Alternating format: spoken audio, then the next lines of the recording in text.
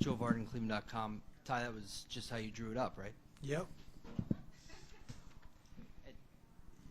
LeBron, 4 fouls in the first half. You're down 13 at the time. Why did you decide to leave him in there after 3? And what was going through your mind when you had to get him at 4 and you're down 13? What you mean? You said why didn't I get him out? Because I didn't want to. It'd be like we were down. We needed his pop and his spunk, and I didn't think he would get a 4th foul called on him, but he did. And he went to the bench, and then Kyrie kept us afloat. Kevin kept us afloat, and we got it down I think to 8, and then Horford banked in a 3 from the top of the key when we had a good run going. But I told the guys at halftime, until we get into the fight, it's going to be like this all night. I thought they really came out. They took it to us. They were more physical. They were more aggressive. And until we decided to play and get physical back and start guarding and defending, it was going to be a long night. But, I was happy to be only down 10, at halftime. Like you said, with Bron having 4 fouls and us being down 16 at one point. So being down 10, at home, our crowd was great. Gave us a lot of support, great momentum. And then in the third quarter, we decided to come out and guard and be more physical and get into the fight. And when we play like that, then we're tough to beat. Dave McMenamin, ESPN. Ty, specifically LeBron's 3rd foul on Smart and the 4th foul, the offensive call. What did you make of those calls?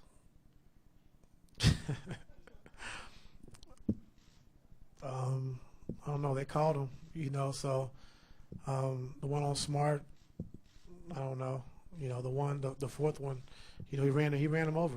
It was a good play. Rozier did a good job of stepping in and taking the charge. So we had to do what we had to do. Bron had to play and picked up his 4th foul.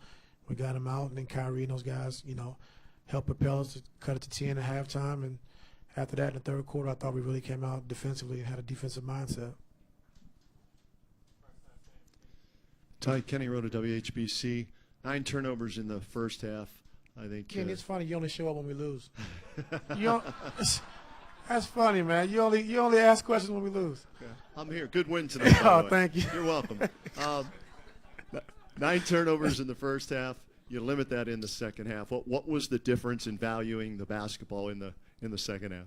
Well, it's big for us. Offensively, we know we can score the basketball, but these guys, they do a great job of pressuring you. Avery, Crowder, Smart, Rozier. So they do a good job of pressuring the basketball. They're a tough competitive team. So defensively, they get a lot of deflections, a lot of steals. So I don't think we had a couple turnovers that were unforced, but for the most part, I thought they forced those turnovers. But, once we took care of the basketball, we got shots. I thought, to get the game turned around, but also defensively was the reason why it turned around. LeBron and Kyrie with the points. A lot of people are going to focus on that, but Kevin with 17 rebounds tonight. Just talk about how important he is in that area.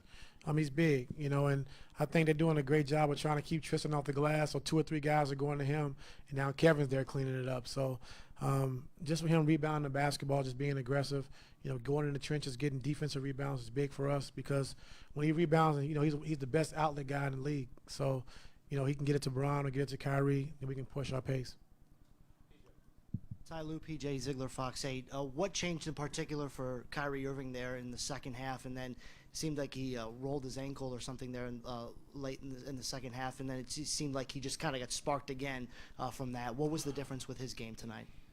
I thought he saw, Bron went out, and he wanted to put the team on his shoulders, on his back, and just, let us ride him until LeBron got back. And he did that. And we put him in some good situations to, ISO, where he's one of the best in the league, and he produced for us. He got to the basket. We ISO'd him at the elbow. He got to the basket, got fouled. So he really stepped up and, really put us on his back and carried us.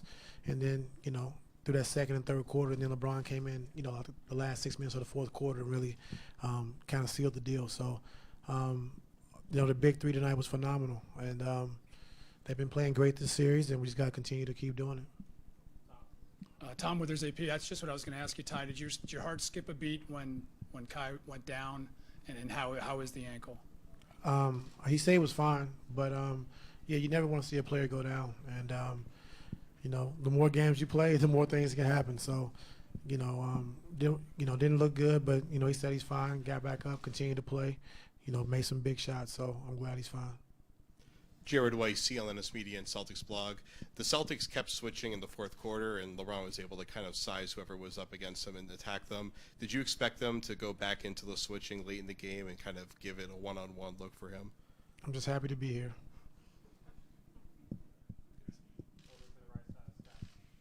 Ty, Scott Sargent, WFNY. This is now, because Game 3 with Kyrie's play was kind of all for naught with the loss, but now it's 2 straight games of super efficient play after a couple, where things were a little wonky. Is this more of the Kyrie we expect to see going forward versus what we had, with him being more of a facilitator and not having the shot falling the way it was? Well, I just think he's grown as a player since I've been here. Each year he's grown, and just take what the defense is giving him in the playoffs. Indiana played him differently, Toronto played him differently, and so did Boston. But we knew he wouldn't shoot the ball the way he shot it. The first couple of games. So Kyrie scoring the basketball is not a big deal with us. We know he can score the basketball, and you're gonna have nights like tonight and Game 3 where he easily scored the basketball. So what you want me to say? You did it. Coach Mark D'Amico, Celtics.com. You've watched all of these guys take over at times and put your team on their back. But and you touched on a little bit with one-on-one situations, but how unstoppable is Kyrie when he's in that zone in one-on-one scenarios? Very unstoppable. He's probably one of or the best one-on-one player in the league. And when you give him room and give him space, he can get to anywhere he wants to get on the floor. And we know that. And, what I think probably the best on-ball defender in the league is Avery Bradley, and to take that challenge and, to score, a few baskets like that, against Avery just shows you how good and special Kyrie is with the basketball because, not too many guys are getting around Avery. And, we've seen that, for the last 4, 5, 6 years. So that just shows you how special he is offensively. Ty, you guys held the Celtics 42 points in the second half while you shot 71% as a team. Which is the more impressive stat for you guys as a group? Defensively. I think the way they had their way was offensively in that first half. Coach Stevens, man, he put them in great situations. They were, playing our defense. They got any shot they wanted. They attacked us. Offensively, they were just so fast. They were just moving so fast without the basketball and put us in some tough situations. But, the plays they were running, what Coach Stevens had them running was just unbelievable. Ty, Ray Jeske, ESPN 90. Second unit, out of 4 guys, about 60 minutes, only 5 shots taken between all of them. Kyle, not a shot taken tonight. How much of a concern is that? Only, I think, 7 points between the entire second unit. And where does Channing Frye fit in going forward, at least in this series? Not really concerned because they're not, like you said, not getting a lot of attempts. But, Korver does his job. Defensively, he's solid. And then offensively, they're not going to leave his body. So that's why LeBron and Kyrie are able to get downhill and get into the paint because, Marcus Smart and those guys are doing a great job of staying home on Kyle and, getting over screens. So with that being said, if they're not going to leave his body, then we should be able to get into the paint and not force as many threes as we did in Game 3.